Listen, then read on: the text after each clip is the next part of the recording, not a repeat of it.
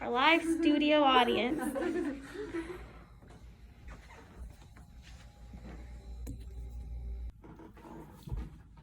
Hello, my name is Amelia Hutchinson, and I'm going to be giving a speech on Barbara C. Jordan's judiciary opening statements to the President Nixon impeachment trials. Supporting something that did not originally support you.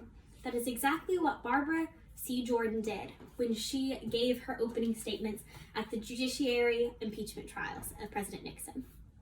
She started off her speech with "We the people," and how she was not originally included in the Constitution's statement of "We the people" as an African American woman. But yet, even though she was not originally included in this Constitution, she goes on to talk about how she is now included in this Constitution. She is now a part of "We the people," and that is why her entire speech was just in pure support of everything the Constitution said. An opening statement at a judiciary impeachment trial became a great American speech. How exactly?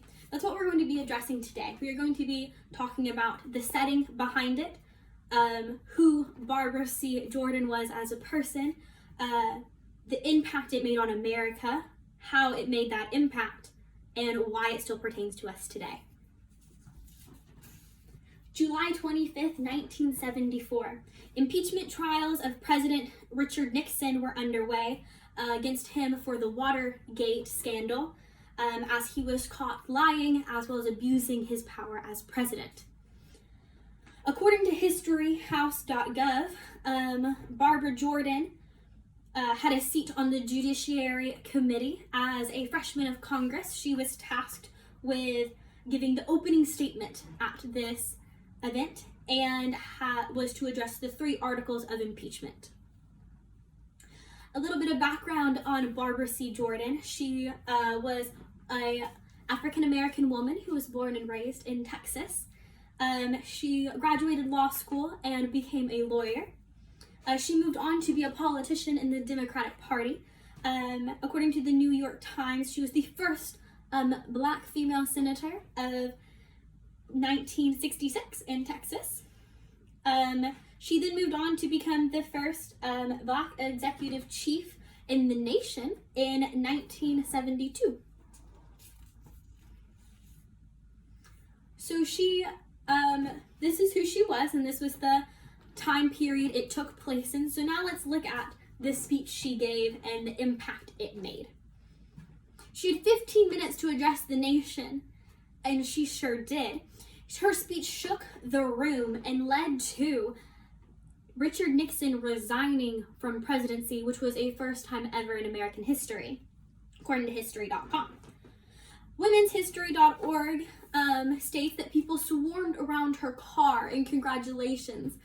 People sent her letters of praise for her speech and even rented out billboards as thank yous, of statements of thank yous and gratitude for her opening statements at this event. Her political presence gained great respect as well, and it was impacted by this. It helped her gain credibility with the nation, as well as led to her being the first African American and woman to speak, to be a keynote speaker at the Democratic National Convention. So now that we see the impact it made and who she was, let's look at how she made that impact. You see, she used all 3 forms of persuasion. She used ethos, her reputation, her political and legal background. She had trust with the people that she knew what she was talking about when comparing the Constitution to these articles of impeachment. Articles of impeachment that she looked over and personally signed, which she stated, and gained that greater trust between herself and the nation. She used logos. She used reasoning. She explained how they lined up, how everything that Richard Nixon did went against everything the Constitution said a president should be, and how he should be impeached because of these things. But most importantly, she used passion. She used pathos. Without this part in particular, she would have just been another opening statement at a trial. But no, she used passion behind it. She started with her "We the People" flashback to how George Washington and Alexander Hamilton left her out of the Constitution as an African American woman, but how she is now a part of that We the People, and that's why she stood behind her Constitution.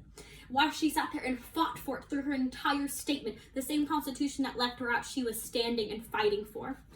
Most importantly, she ended on a very impactful statement. The symbolism she used when she said that if they could not find Richard Nixon guilty, then they might as well take their 18th century Constitution and put it through a 20th century paper shredder.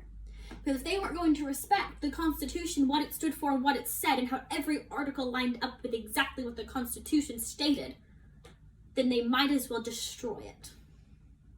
She used such great symbolism of completely destroying the Constitution, because that's essentially what they would be doing if they found Nixon innocent. Barbara C. Jorden, as we've heard, was an amazing woman who broke barriers. In her time period and during the Nixon trials, she gave an impactful speech that shook the nation. She spoke on a Constitution that did not believe in her, but she believed in. As a Black woman in America, she stood behind this Constitution and what it stands for, and that's why it's relevant today. That's why this speech is relevant today. Because we the people, if we focus so much on how we were left out, how we weren't included, and how it used to be, if we are stuck in the past, we will never break ground. We will never move forward as the people and as a nation. We must follow our Constitution, but we also must break ground. We must change. There won't be change unless we the people change it. That is why this was such an impactful speech, and that's why she was such an impactful person to America. Thank you.